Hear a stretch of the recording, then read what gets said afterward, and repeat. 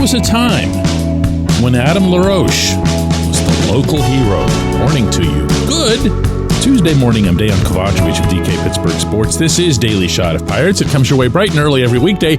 If you're into football and or hockey, I also offer daily shots of Steelers and Penguins. Hope you'll check those out as well. PiratesFest is coming up this weekend. Yes, it's actually back, and yes, it's back downtown where it belongs, at the David L. Lawrence Convention Center.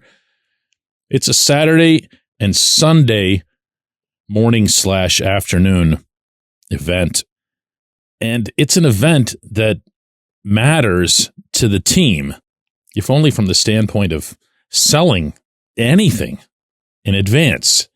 I say this all the time during the season, but now's a good time to bring it up because this is when it happens. You don't sell your tickets in June and July. You don't sell your tickets based on whether or not the team had a nice game or a nice series or a nice road trip. You just don't. The tickets get sold now in the form of season tickets, group sales. It's all done beforehand. That's not just true of the Pirates. That's true of everybody in professional sports. They'll all tell you that, the people who run the business ends of these operations. Back in 2007, whether it was coincidence or not, the Pirates acquired LaRoche from the Braves in a trade that sent Mike Gonzalez to Atlanta. And it was a big deal. At the time, the Pirates were looking for some left-handed power in the wake of Brian Giles not being around anymore. There was still a common notion back then that if you weren't hitting left-handed home runs at PNC Park, why did you even build the place? That's kind of faded over time, but it was a real thing then, and LaRoche had the numbers in Atlanta. They weren't spectacular. They were, well, exactly what you ended up getting here for a handful of years. 25 homers, 280 average, 75 RBIs. He'd get off to slow starts, and then he'd get going, and then he'd look like the greatest hitter in the world come midsummer. But at the time, just a couple of days in advance of PiratesFest, it felt like, whoa! It also felt like it was done on purpose. As in, management knew they wanted to get something out there for people to get excited about before they'd have to face those very same people. And if you go back to PiratesFests from that era, you'll recall that the management Q&A sessions, specifically with Dave Littlefield, were really something.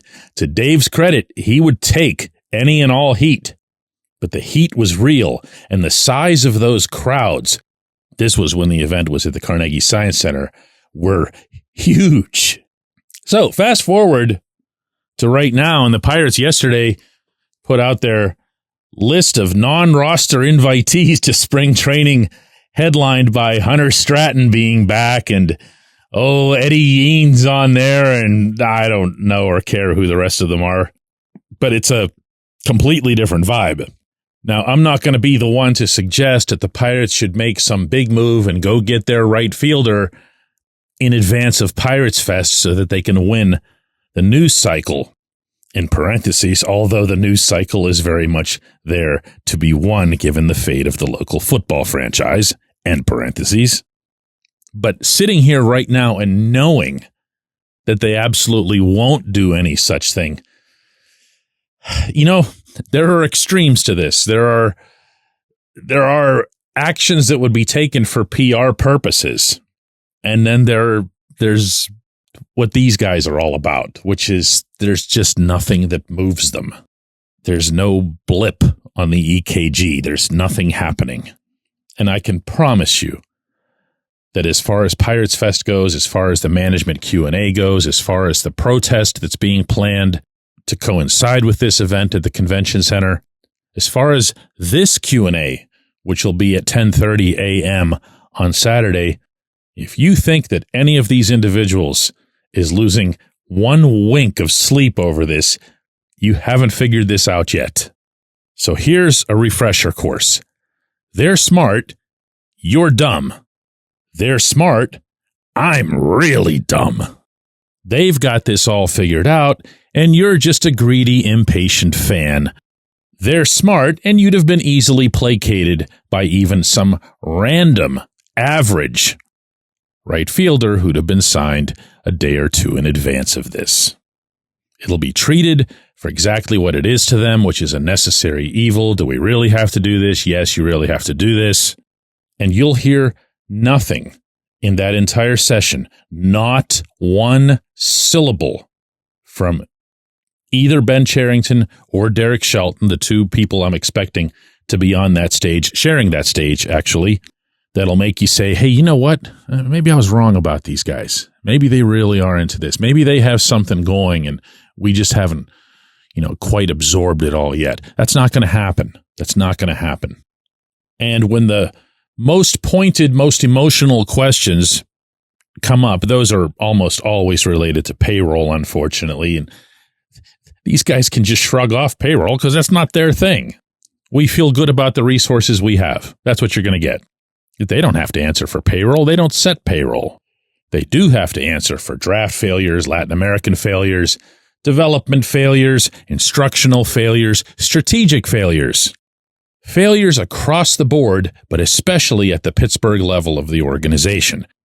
They should be answering, for example, why they never hit and run, why they never put the runners in motion. They have a team that doesn't hit home runs, but they're static, bordering on being statues on the base paths. Why is that? No one's going to bring that up. Cherington's shortcomings aren't related, really, to the payroll.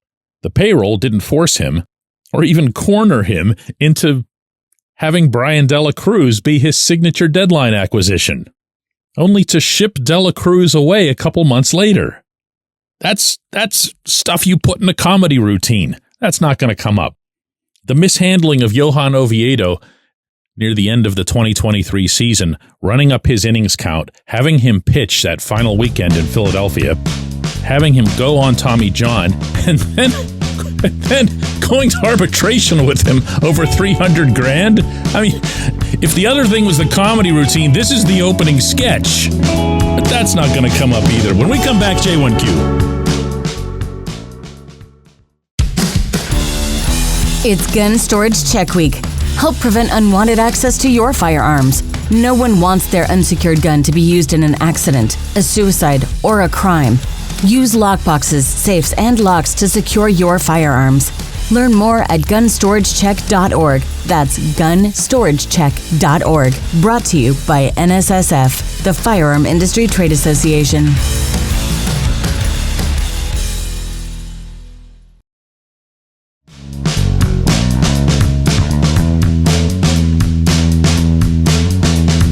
Today's J1Q comes from Spike, who says, DK, with Aroldis Chapman's $10.5 million off the books, one would have thought that money would have already gone into a new right fielder. Pitchers and catchers report in a month, and positions are still up in the air. It's simply unbelievable. I don't know if unbelievable is the word I'd use, Spike. I mean, it's eminently believable to me that the Pirates wouldn't have seized upon an urgency that would have been created either from the outside or more likely from above, that they really, really, really need to win. And for the first time in their half-decade tenure, it's okay to take a risk.